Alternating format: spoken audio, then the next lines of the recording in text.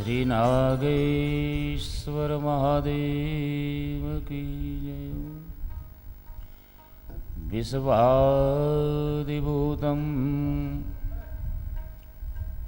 हृदयोगिनां वे प्रत्यक्षरूपेण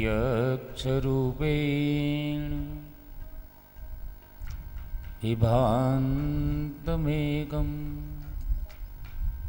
सदा निरालम्ब समाधिगम्यं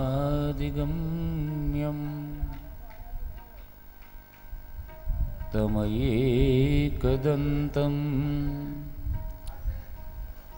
शरणं व्रजाम।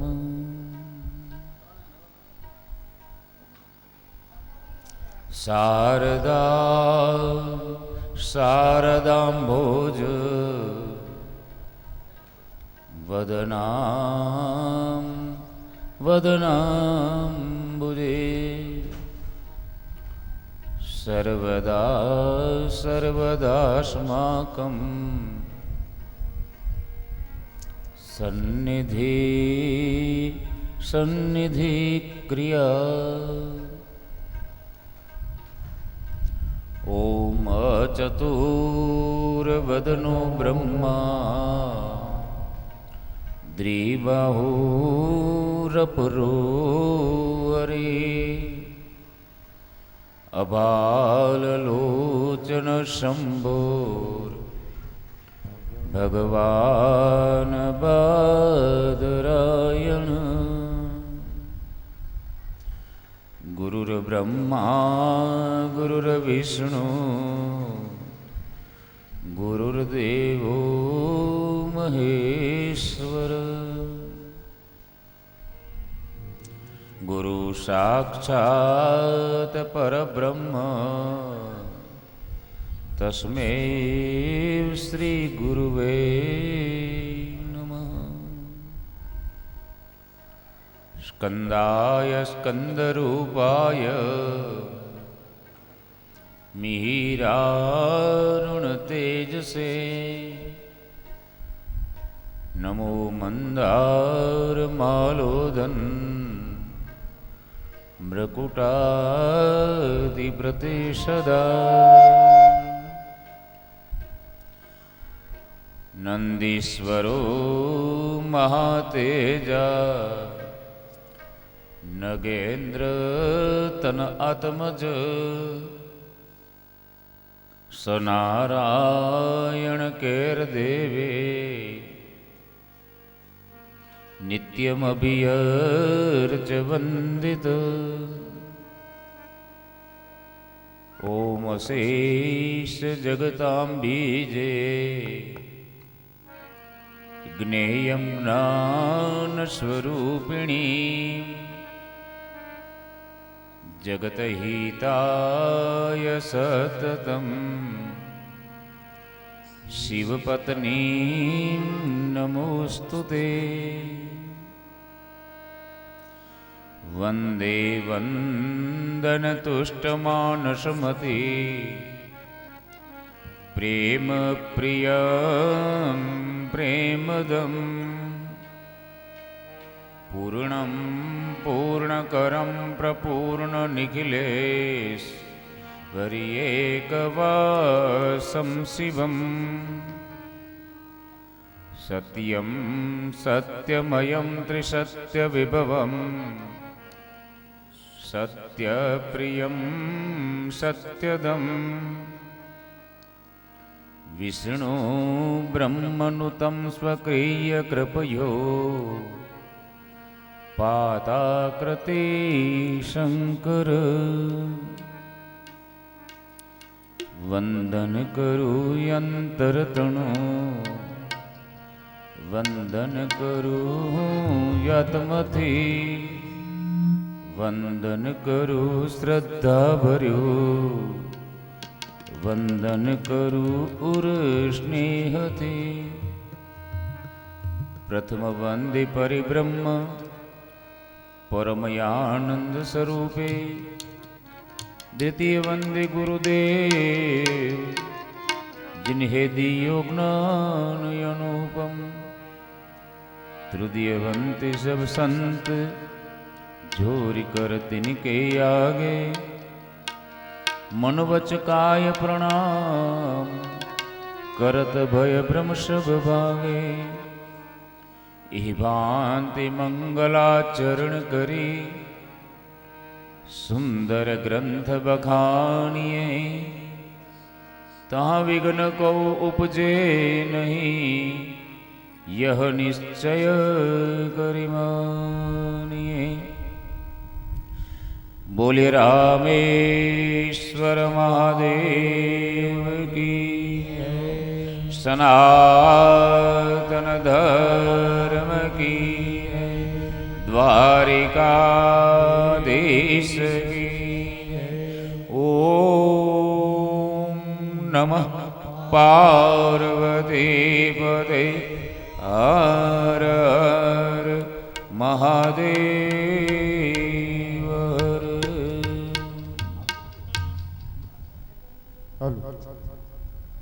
कथा प्रारंभ करता पहला सर्वे श्रोताजनों ने व्यासपीठ उपरथी मारा हृदयना प्रेम भर्या महादेव साथे शिव नाम स्मरण करी शिव कथा रस सागर जे महासागर छे एमां आपणे प्रवेश करशुं। पहला सर्वश्रेष्ठ नाम जे छे संतों ने ऋषि मुनिओं ने अने भगवान श्री हरि ने जे प्रिय नाम छे ए प्रिय नामनुं स्मरण करी अने आपणे कथामां आगळ वधशुं। शिव हर रे शिव हर रे सांब सदा शिव शिव हर रे शिव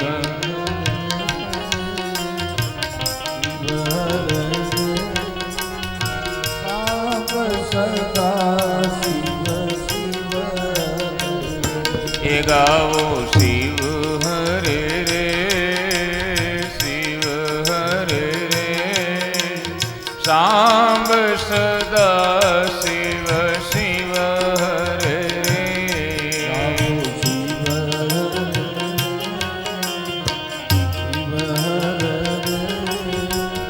सांब सदा शिव शिव ए सांब सदा शिव शिव हर रे सांब सदा शिव शिव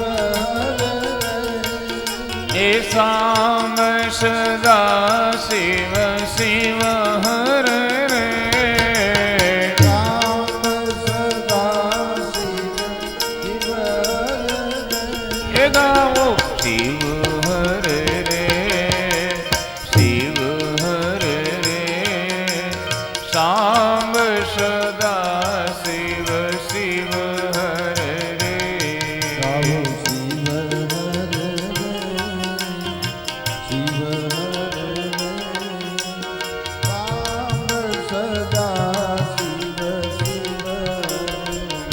शिव गावो शिव हर रे गावो शिव हर रे सांब सदा शिव शिव हर रे शिव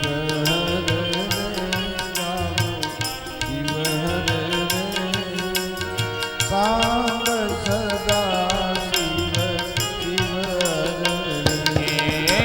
सांब सदा शिव शिव हरे सांब सदा शिव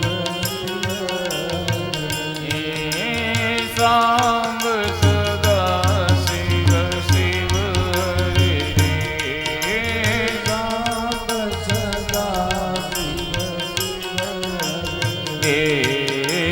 शिव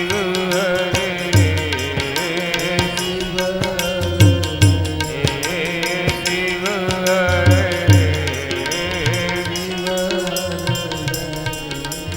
शिव हरे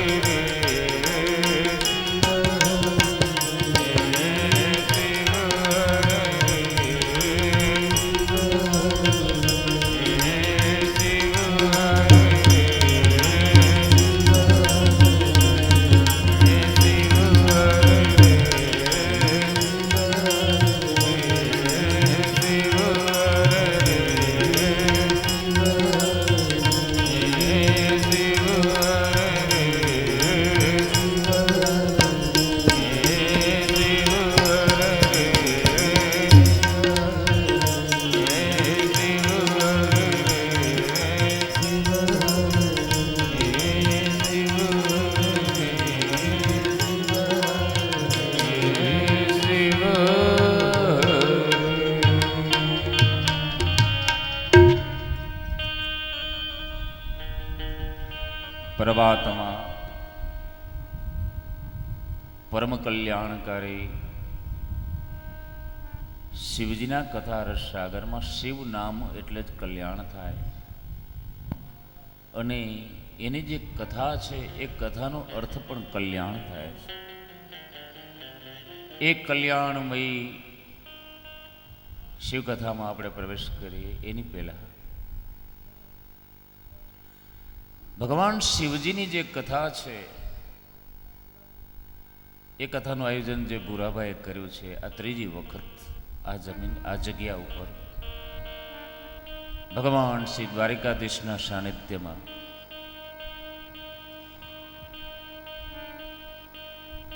એ કે સરળ વાત નથી.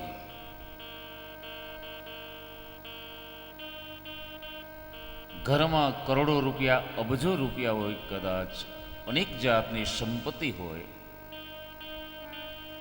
સમાજમાં જબરજસ્ત પીઠબળ હોય, મોટું નામ હોય, પણ આ રીતે જે શિવકથાનું આયોજન કરવું ને એ તો અનેક જન્મ ભીર્યુક્તમ તપસ્તપ્તમ મહેશ્વરમ,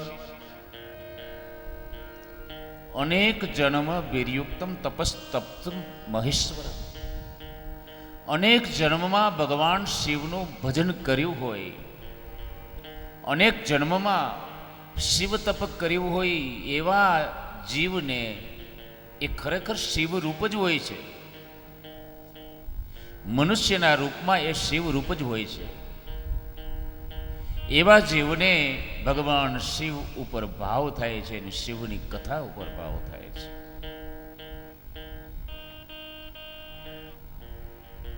એનો અર્થ એ થયો કે જે આ આયોજન 3 વર્ષથી કરવામાં આવે છે એના અગાઉના જન્મોના પુષ્કળ તપ છે, પુષ્કળ ભજન કરેલું છે અગાઉના જન્મોમાં.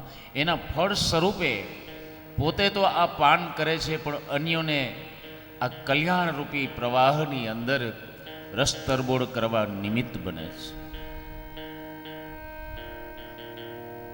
આટલા શબ્દો આ કથાના આયોજકને માટે કહી અને આપણે કથામાં પ્રવેશ કરશું. નવખંડ ધરામાં આપણી આ ધરા ભારતની ભૂમિ, નવખંડ ભૂમિમાં આપણો ભરતખંડ કહેવાય. એ ભરતખંડ છે ને અતિશય શ્રેષ્ઠ છે. 9 ખંડમાં ભરતખંડ છે સર્વશ્રેષ્ઠ ખંડ છે. 7 દ્વીપ છે એમાં જંબુદ્વીપ નામનો દ્વીપ છે સર્વ કરતા શ્રેષ્ઠ છે. એ જંબુદ્વીપની અંતર્ગત આપણો આ ભારત દેશ છે. એ ભરતખંડમાં અનેક હજારો નદીઓ વહી રહી છે. તે નદીઓમાં પરમ પાવિની ભાગીરથી ગંગા, ભગવતી યમુના અને સરસ્વતી જેવી મહાનદીઓ અને બીજી અનેક હજારો નદીઓ આ દેશમાં વહે છે. પણ આ દેશમાં અતિશય પાવન કરનારી નદી હોય તો ગંગા, યમુના અને સરસ્વતી છે. એવી જે ગંગા કે એકણ ગડકો હાડરો કે નિર્ગંગામાં જાય તાયલા કુળમાં કે ભૂત ન સર્જે ભાગીરથી, એવી ગંગા, એવી સરસ્વતી અને એવી યમુનાજી, એ ત્રણેય નદીઓ છે જીવને તારવા માટે સક્ષમ છે.